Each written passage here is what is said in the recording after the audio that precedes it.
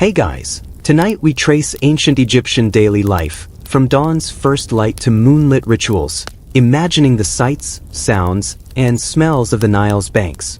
You probably won't survive the endless heat or the crowds at the market, but don't worry, you're just visiting.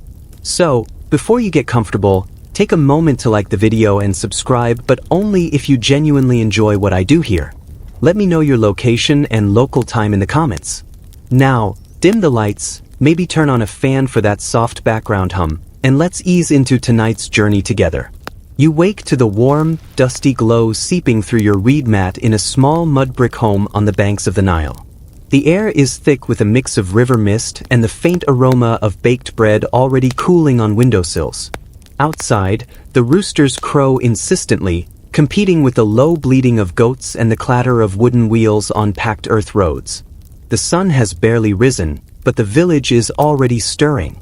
As you push aside your reed mat, you notice the sharp scent of the baked barley bread your wife made last night, still warm, waiting for breakfast. The sun glints off the ochre walls of neighboring houses, catching the fluttering linen curtains. You step outside, feeling the cool morning breeze brush your skin, a rare relief before the day's heat builds. The morning in ancient Egypt is a race against the relentless sun. Men and women move briskly to complete chores before the midday blaze. You trudge toward the communal bakery where bread is made for the whole family. The scent of yeast and toasted grain fills the air, mingling with the earthy smell of mud and papyrus mats drying on rooftops. In these early hours, children are already awake, some helping fetch water from the Nile in woven baskets. The water splashes, cool and fresh, against sun-warmed skin, and you hear the distant laughter of a child spotting a small crocodile lurking near the riverbank, a reminder of nature's ever-present danger. Historians still argue whether crocodiles were feared outright or sometimes revered in local folklore. You wander further to the small animal pens, where goats and ducks stir quietly.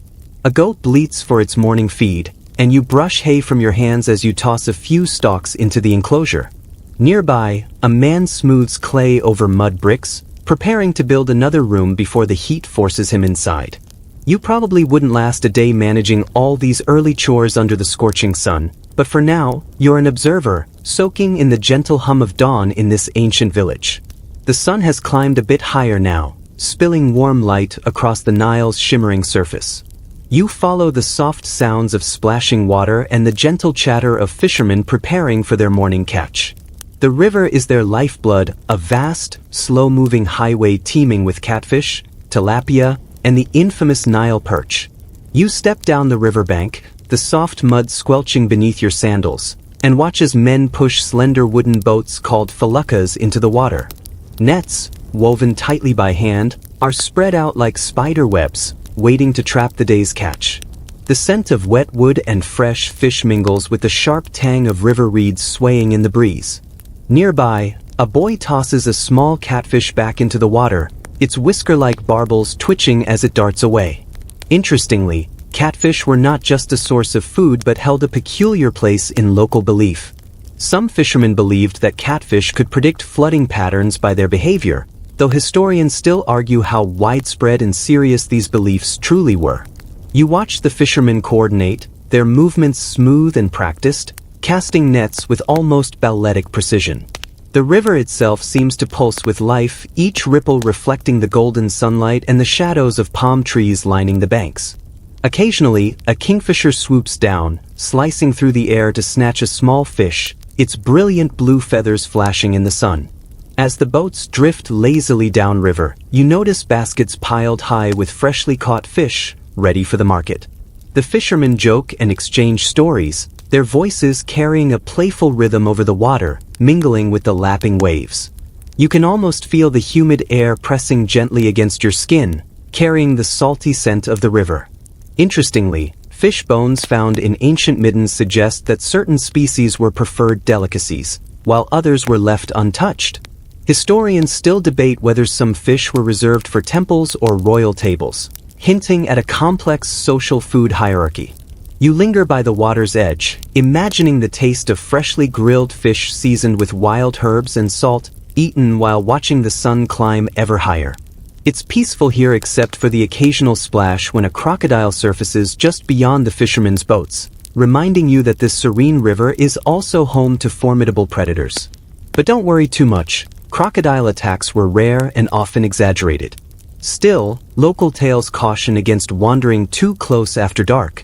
The river's life is vibrant, layered with mystery and daily survival, much like the people who call it home. The marketplace pulses with quiet energy as you stroll through the narrow streets lined with wooden stalls and woven mats. It's a kaleidoscope of colors, vibrant spices piled in conical mounds, bolts of linen shimmering under the sun, and jars filled with mysterious perfumes that tease your senses. The scent of frankincense and myrrh mingles with the earthy aroma of freshly harvested vegetables. Vendors call out softly, their voices weaving together in a gentle chorus, offering their wares to the steady flow of buyers. You watch as an elderly woman carefully measures out cumin seeds, her weathered hands steady and practiced. Nearby, a young man unwraps a bundle of papyrus scrolls, the faint rustling sound blending into the marketplace symphony. One peculiar item catches your eye, a small vial labeled as Kifi, a fragrant incense blend. It's said to calm nerves and invite sweet dreams, but historians still debate the exact recipes used and whether it was truly used as a sleep aid or more for religious ceremonies. As you meander, you notice the intricate craftsmanship of jewelry vendors who work tiny gold beads into delicate collars and bracelets. Their fingers move swiftly, weaving patterns passed down through generations. Some pieces incorporate turquoise and carnelian, stones believed to carry protective powers. Trade in this bustling market isn't just local. Merchants from faraway lands bring exotic goods, lapis lazuli from Afghanistan, cedarwood from Lebanon, even rare shells from distant coasts.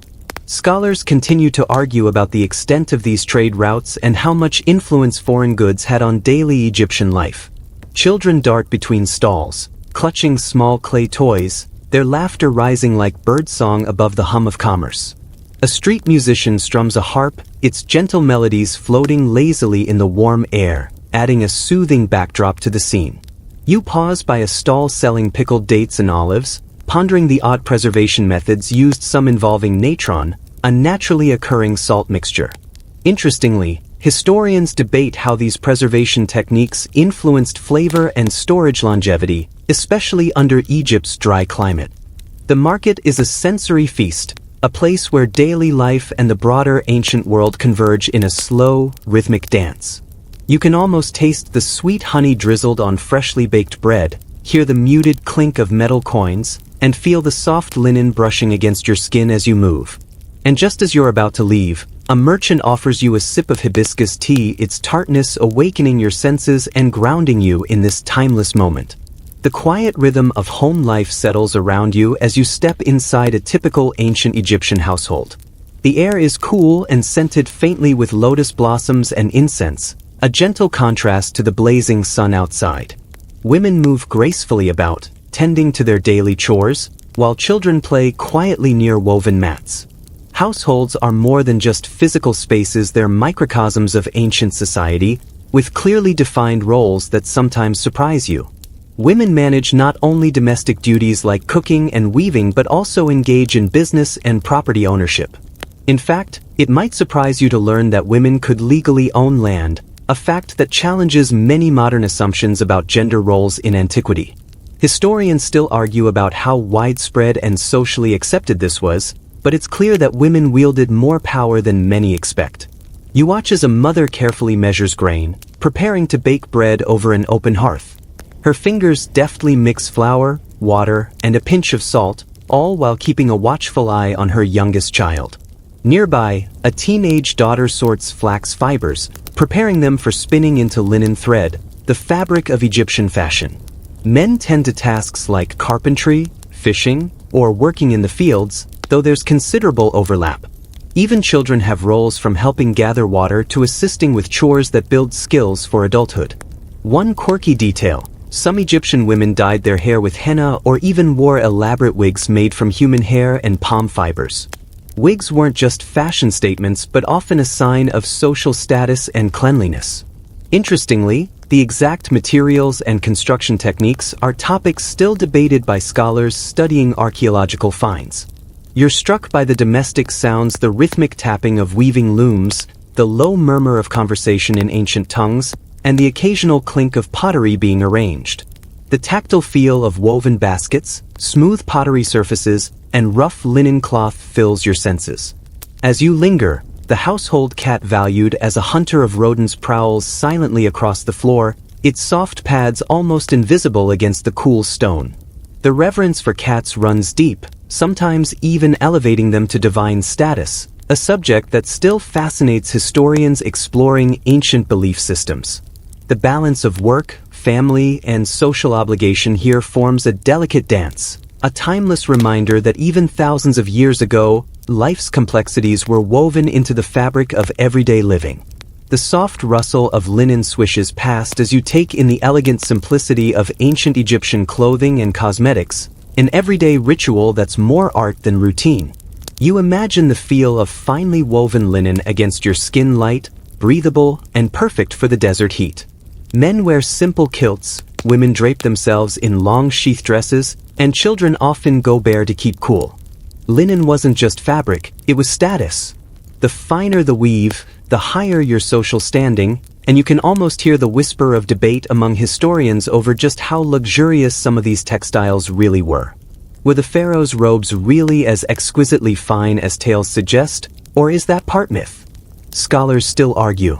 You watch an artisan applying makeup with careful precision, black coal lining the eyes to ward off the sun's glare, and, legend has it, evil spirits too. The scent of fragrant oils made from flowers like jasmine and lotus fills the room, their delicate aroma both calming and a bit intoxicating. Now, here's a quirky detail that always raises eyebrows. Crocodile dung as sunscreen. Yes, you heard that right. Some ancient recipes reportedly used a paste made from crocodile dung to protect skin from the harsh sun. Whether that was a common practice or just a fringe remedy remains a hot topic among researchers, with many questioning the efficacy and hygiene of this bizarre concoction. Wigs, too, play a fascinating role in daily fashion. Not only were they a statement of beauty and cleanliness, but they were also practical shields against lice and the intense sun. Some wigs were even scented or powdered with incense, adding a layer of sensory delight. The smell of freshly crushed malachite, a green mineral used in eye makeup, tickles your nose, and you picture artisans grinding stones into fine powder for cosmetics, a process both delicate and time-consuming. It's incredible how beauty routines from thousands of years ago echo through time. As you imagine slipping on those soft linen robes and feeling the cool weight of a beaded collar, you realize that fashion and grooming in ancient Egypt were less about vanity and more about connection to gods, to status, and to daily life's rhythm. The golden sun rises higher, casting long shadows over temples where morning prayers begin with solemn reverence. You step softly on worn stone floors, your footsteps echoing in the vast halls lined with towering columns carved with hieroglyphs. The air is thick with the scent of burning incense, mingling with the faint fragrance of lotus flowers placed as offerings. Priests move gracefully, their linen robes rustling quietly, as they perform rituals meant to honor gods like Ra, Isis, and Osiris. You watch as an elaborate procession carries statues of deities through temple courtyards, while chants rise and fall like waves, weaving a gentle sonic tapestry that feels both ancient and soothing.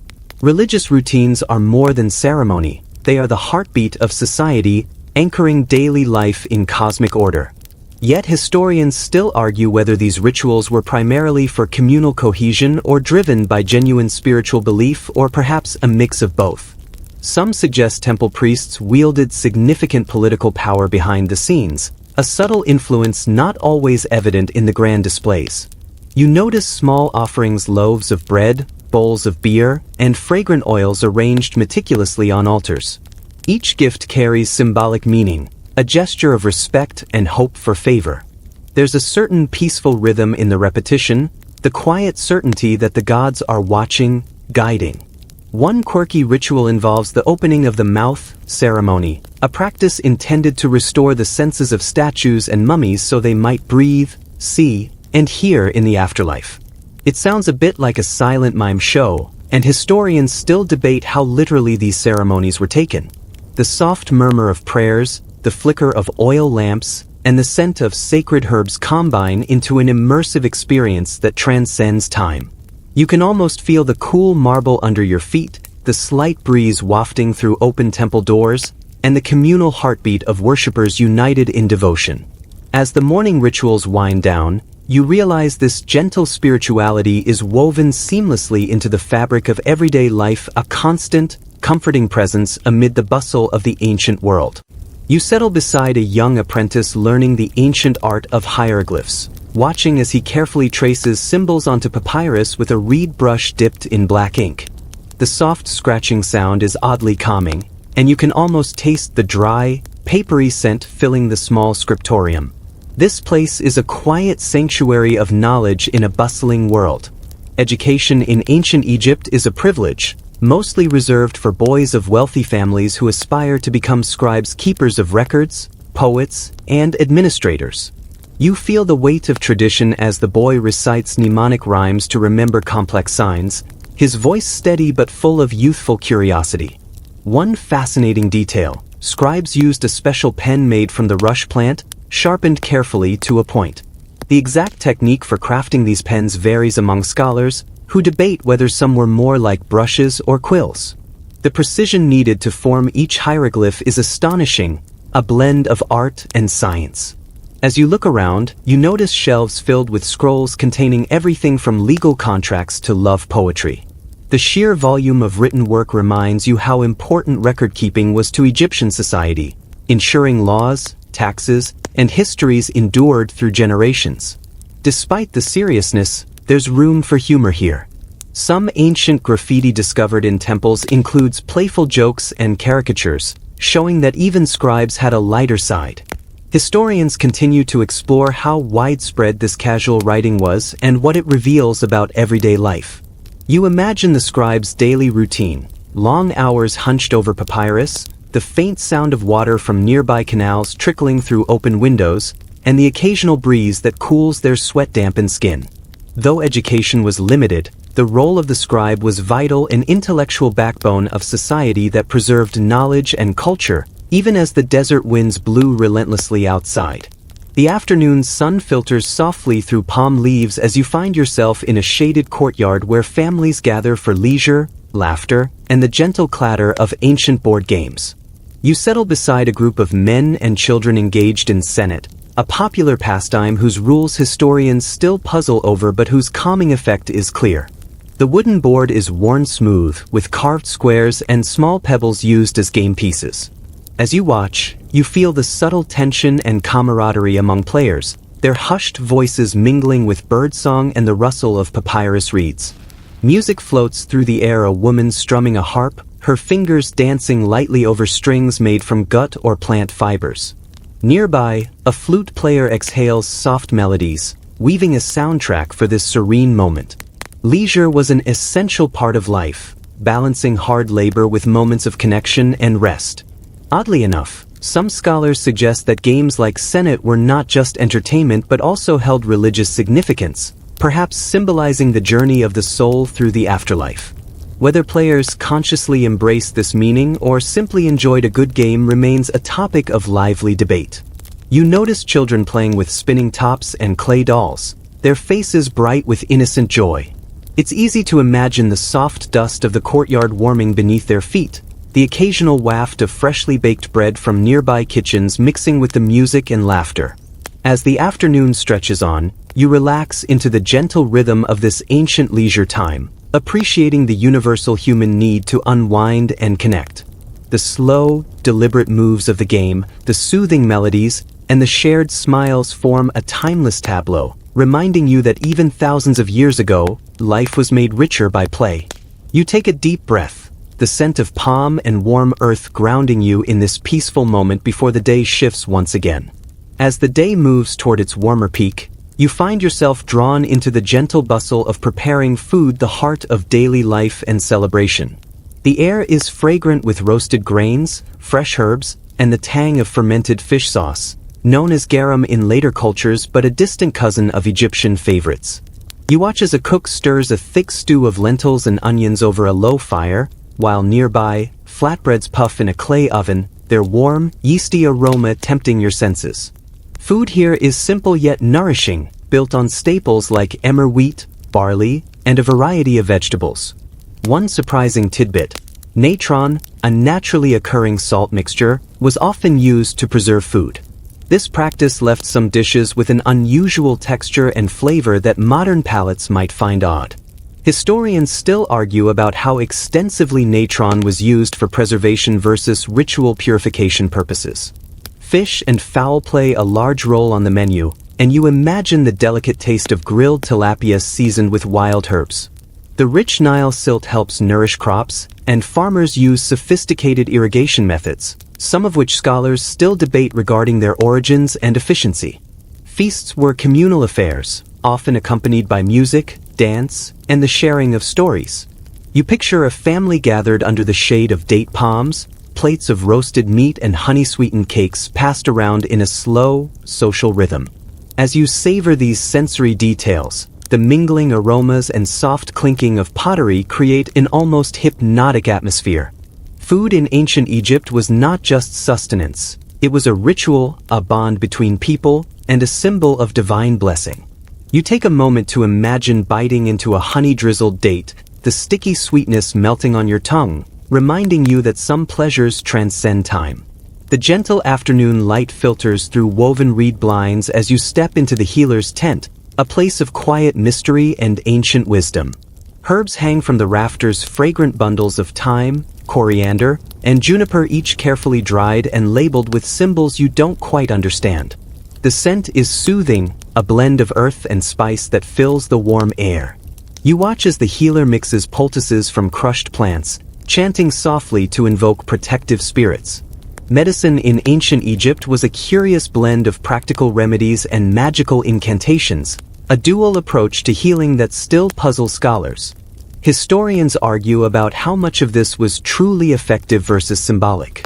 A curious detail catches your eye: the use of honey, not just as food but as a wound dressing because of its antibacterial properties, a practice surprisingly ahead of its time. Meanwhile, spells written on papyrus were recited to ward off evil spirits thought to cause illness, adding a spiritual layer to healing. The healer's tools are simple stone mortars, bronze knives, and reed brushes, but their knowledge is vast.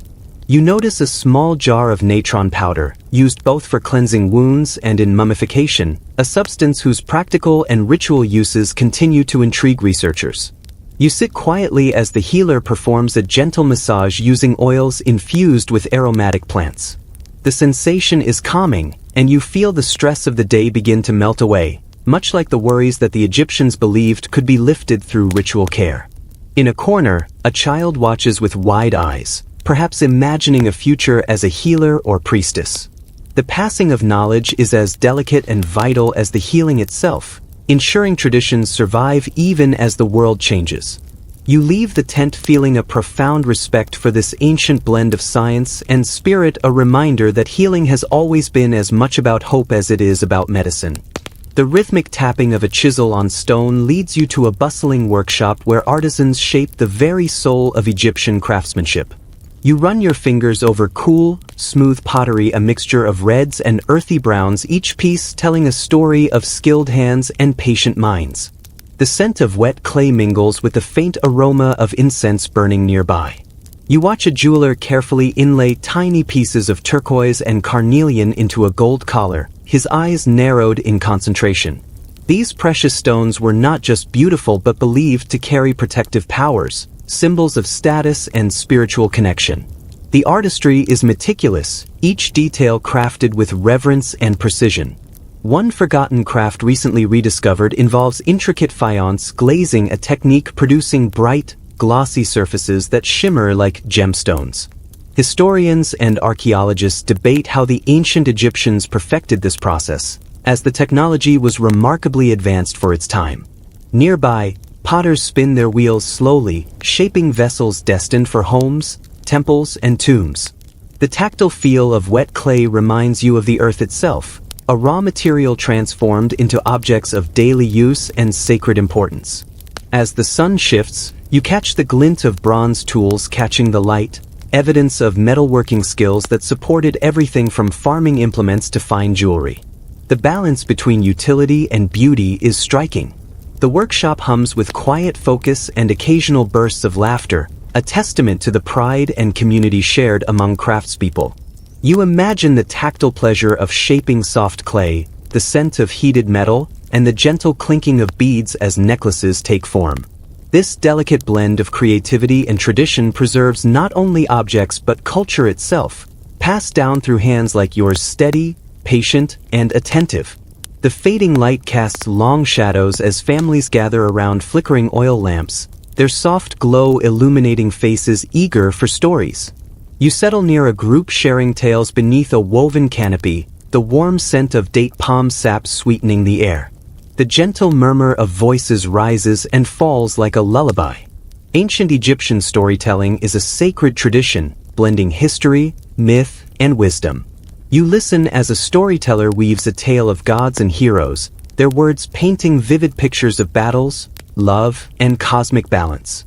This oral heritage is a cornerstone of culture, preserving values and lessons across generations. A quirky detail emerges. Some stories involve animal characters acting out human follies, a technique scholars compare to modern fables. Historians debate how much humor and satire were embraced in these narratives versus their moral seriousness. Children snuggle closer, their eyes wide and reflecting the flickering flames. The storyteller's voice lowers to a whisper, inviting the listeners into worlds both familiar and fantastical. You imagine the textures of desert sands, the cool rush of the Nile, and the endless stars that watch silently above.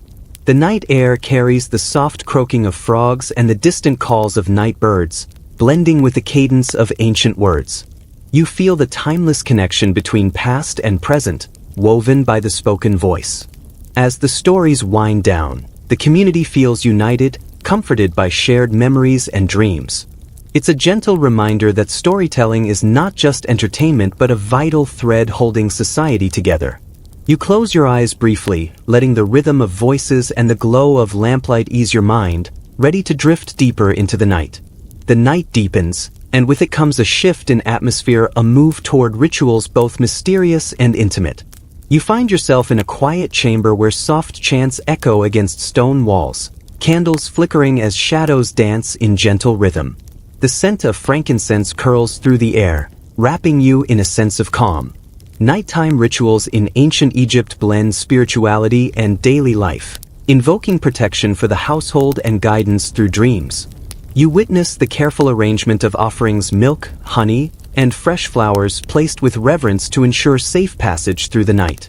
One intriguing ritual involves sleep temples, where people sought healing and divine messages through guided dreams.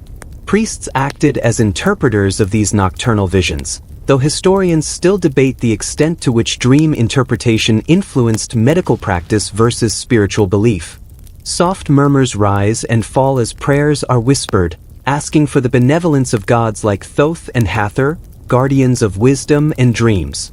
The gentle cadence of voices, combined with the flickering light, creates an almost hypnotic effect, coaxing the mind toward rest.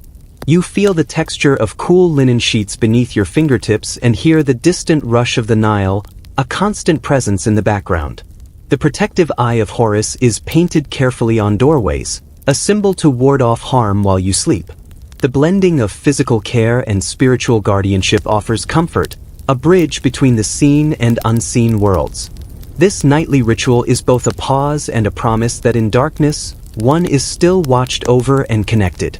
You close your eyes, breathing deeply, feeling the gentle embrace of an ancient night slowly folding you into dreams yet to come.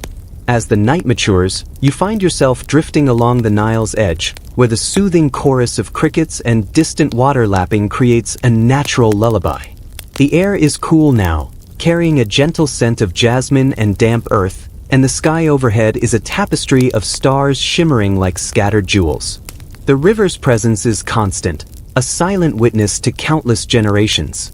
You imagine the quiet homes nestled along its banks, their inhabitants resting after days filled with work and ritual. The rhythms of the Nile dictate the flow of life from planting and harvest to celebrations and mourning. The night is also a time for reflection, where people gaze at constellations and ponder mysteries both earthly and divine.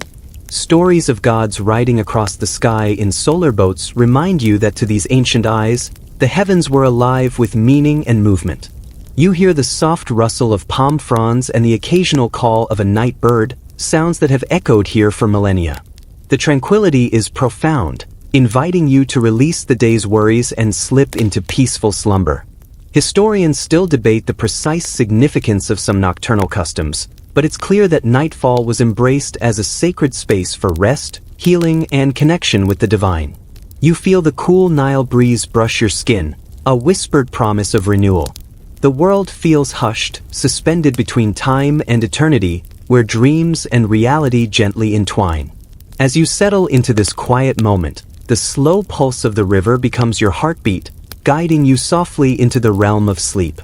The gentle night air carries with it the soft murmur of life along the Nile, frogs croaking in rhythmic chorus, the distant splash of water against wooden boats, and the faint scent of blooming lotus flowers drifting from nearby ponds.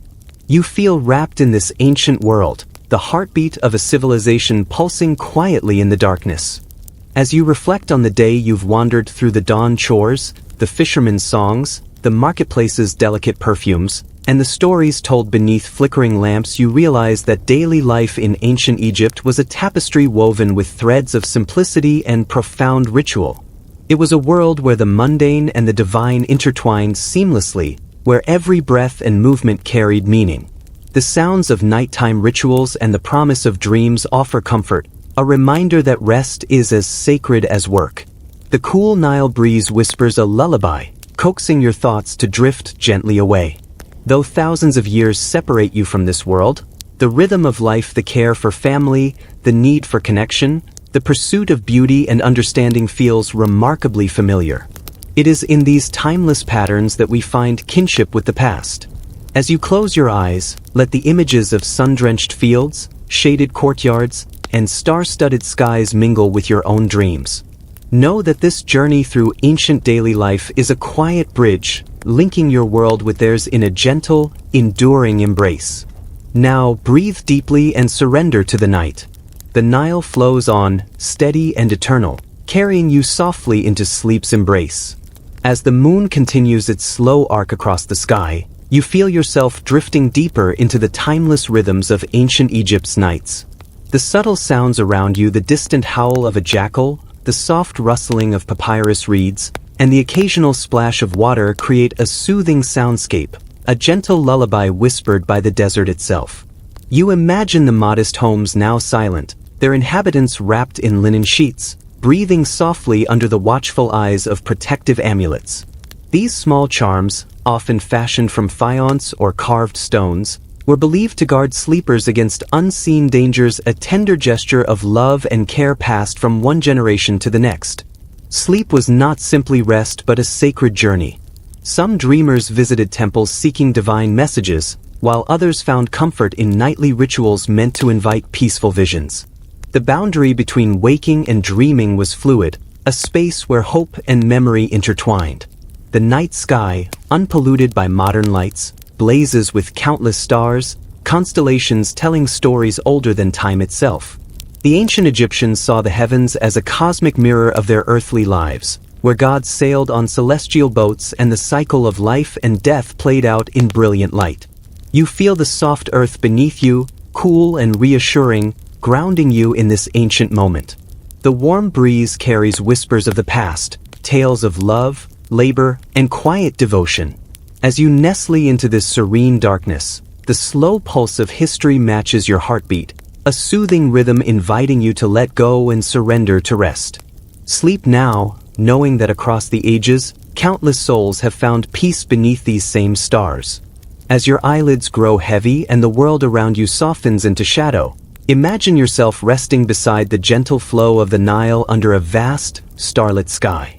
The warmth of the day fades into a soothing coolness, and the quiet sounds of the night, distant frogs croaking, a soft breeze rustling through palm leaves, and the gentle lapping of water wrap around you like a comforting blanket. You are cradled by time itself, where ancient voices whisper through the rustling reeds, and the echoes of countless days and nights drift gently into your dreams. The simple rhythms of daily life, the rising sun, the market's hum, the laughter of children, the quiet prayers blend seamlessly with the tranquil night, reminding you that no matter how far we travel through history, these moments of peace and connection remain. Breathe deeply and feel the timeless calm wash over you.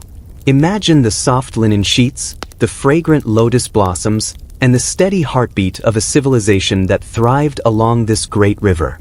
Let your mind wander slowly through fields bathed in moonlight and homes filled with warmth and love. As you drift further, know that you are part of an unbroken chain, connected by the gentle pulse of life that stretches from the banks of the Nile to your own quiet space tonight. Rest now in this shared stillness, embraced by the night and the stories whispered through time. Good night and sweet dreams.